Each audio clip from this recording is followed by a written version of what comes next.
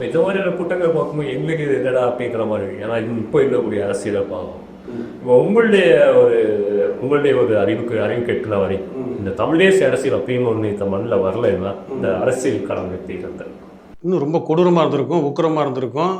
இப்போ எனக்கெல்லாம் ஒரு அடிப்படையாக பார்த்தோம் அப்படின்னா, இப்போ காரை மறிச்சான் குடிகாரப்ப சீமான் அண்ணன் காரை. நான் என்ன யோசித்தேன் அப்படின்னா 2009 ஈழ போர் முடிஞ்சோன்னா கருணாநிதி வந்து செம்மொழி மாநாடுன்னு ஒன்று அறிவித்தார்.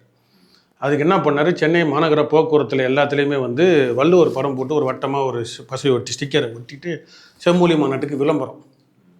அப்போ நான் வந்து அங்கே சென்னையில் அந்த கடற்கரை ஓரமாக ஒரு லேபர் டிபார்ட்மெண்ட்டில் ஒரு கோர்ஸ் படிச்சுட்டு இருந்தேன், PG diploma in labour administration.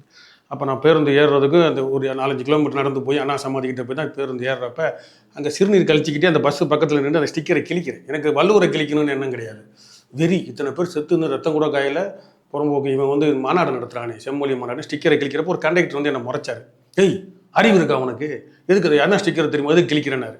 எனக்கு அங்கே பேச முடியல. தனி ஒருத்தன் நம்ம ஒரு ஒதுக்கப்புறமா பஸ் நின்றனால ஒன்று கடிச்சிட்டு இருக்கோம், அந்த சிறுநீர் கழிக்கிறோன்னு அந்த எண்ணத்தில் நான் வந்துட்டேன். அப்போது அந்த ஸ்டிக்கரை கிழிக்கணும், இல்லை இது எங்கேயாவது போகிறப்ப காரை மறித்து நிறுத்தலாமே, இவ்வளோ திமிரு இவங்களுக்கு. அப்போ முதலமைச்சர் புள்ள துணை முதலமைச்சர்னு அந்த எண்ணம் இருந்துச்சு எனக்கு உள்ளுக்குள்ளே.